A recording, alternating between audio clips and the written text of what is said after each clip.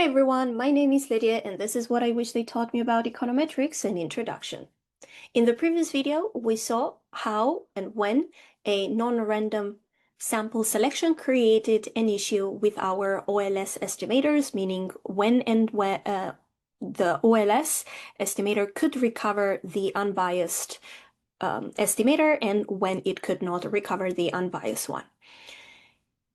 In this video, we're going to show through a path diagram the answer to how exactly does selecting particular observations that no longer make our sample representative of the population leads to the bias in our regression estimates. Now, if the diagram looks familiar, it should, because we've seen that before in the omitted variable bias, and sample selection bias and omitted variable bias are very closely related, and we'll make sure that connection becomes more explicit by the end of this video.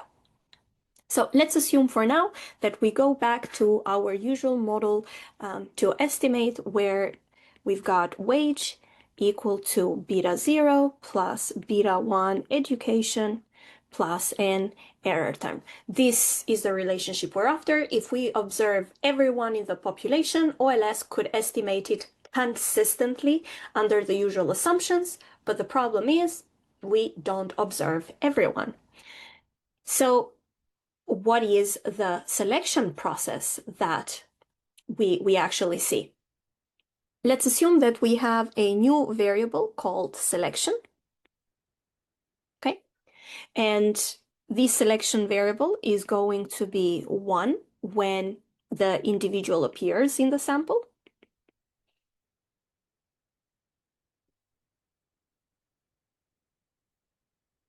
And it's going to be 0 when the individual is not observed.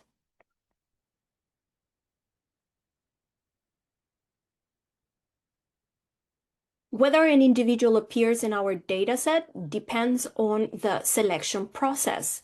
Think of it as this gatekeeper where we only see observations with s equal to 1 make it through, while everyone with s equal to 0 is literally invisible to our regression. Now, first, think about it in this situation. So we've got education, which is affecting wages. And you've got this selection here. Okay.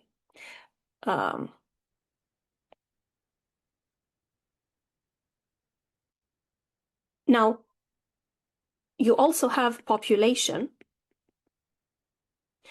and you get the education from the population in here. Now, in between, we also have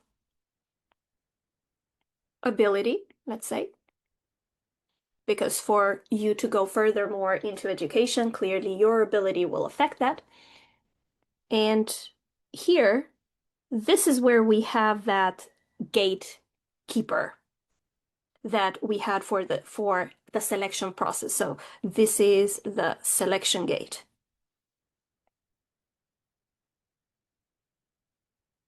What happens is that out of the population, where normally we would get this education variable that affects the wages, but we also got the ability that affects it, and everything going through the selection gate, ultimately, this is what we get as observed sample. Okay? So this is sort of like an honest picture of what's happening, because while the population contains everyone, only the observation that is passing through this selection gate in here is making it into our data set. And as you can see, this gate is not neutral, because it lets through some more types of people than others. Specifically, let's say that it will allow people that are more able, more educated, more employable individuals are basically more likely to pass through this selection gate. Okay? And let's focus for a moment on ability in here. Ability affects wages. This is why it's in the diagram. So more able people earn more. So even when you control for education, and while ability affects wages, it does also affect employment, which means more able individuals are more likely to find work. So the people we observe, the employed, are disproportionately those with higher ability. That's why this ability, I've put it here closer to the selection gate. So ability in this sense is no longer randomly distributed within our sample.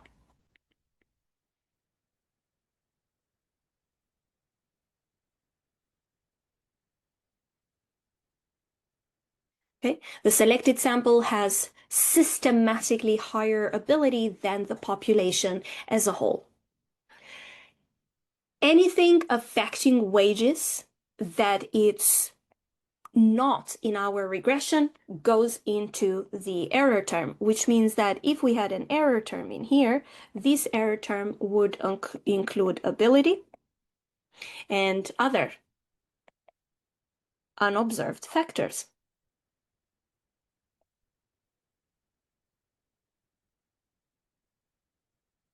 If ability influences both wages and the probability of appearing in the sample, then conditioning on being observed creates a relationship between selection and the error term. Okay, so that means that this observed error term is no longer mean zero. Among the employed, the selected, ability tends to be higher than average. So this U tends to be positive among the ones that we actually observe. Okay, this is the conceptually the heart of this video. So the selection process in this case has contaminated the error term. Okay, which means that the usual assumption that we keep repeating and seeing over and over again, so assumption 5 of the Gauss Markov assumptions, now it's no longer equal to 0. And we're working with a sample where this assumption is failing, which means that clearly the OLS, not knowing that this selection process, this selection gate is not neutral, not knowing that this assumption has been violated, does the calculations in the background as it normally does, and it treats the selected sample as if it were random. Okay, so OLS instead treats sample as random, which means ultimately the OLS will be biased. Because ultimately, OLS, whether you apply it in R or in Stata, neither R nor Stata are artificial intelligence software. So they literally work with what you have and they don't check any of the assumptions. So the default assumptions is like everything you've uploaded is fine. So we're going to write the OLS and pretend that it's giving the unbiased and consistent results that you should be expecting. However, as I said, this is not what is happening with the data. Okay, and that means that you're going to have the biased estimates as a result. Let's draw the comparison now with omitted variable bias. With omitted variable bias, the way that we did the path diagrams back then was we had any x variable, the y, and a second x2 variable, and we said this is affecting this, and these two are related to each other. So that's how we know that we have the omitted variable bias. In this particular case, this x2 is no longer just like any other variable, but is that like gate, that criteria that allows the certain observations to fall into your data set while it completely erases the other ones. So the similarity there the resemblance should be quite obvious at this point. It's just that in OVB you had an unobserved variable that contaminated your X1. In sample selection, you've got an unobserved variable that is actually contaminating the observed sample. And that is like the difference between the two, so which is more like a difference in mechanism, and it has the same consequence because you've got unobserved factors, so common thing. You've got unobserved factors that distort your estimates. Okay?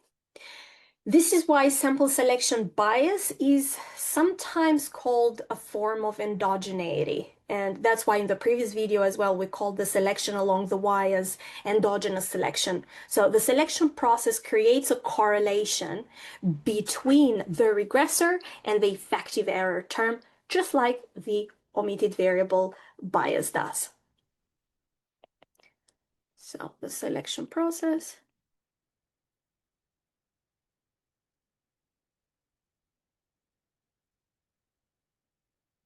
creates a correlation between X and the error term. If the problem comes from the selection process, so meaningly from this non-neutral gate, the solution perhaps should be that, well, we should model that process a bit more explicitly. So instead of pretending the sample was randomly selected, we acknowledge that observations entered the sample according to a systematic rule. Now, that rule is the selection equation, and modeling it is the key idea behind the Heckman correction, which we'll study in a few videos. For now, your key takeaway should be that sample selection bias arises because that gate determining who enters the sample is related to unobserved factors that also affect the outcome, making assumption 5 to become violated. We've now seen the mechanism. The problem isn't simply that the observations are missing, it's just that some of them differ systematically from what we observe. I hope this was helpful, and stay tuned. I'll see you in the next video.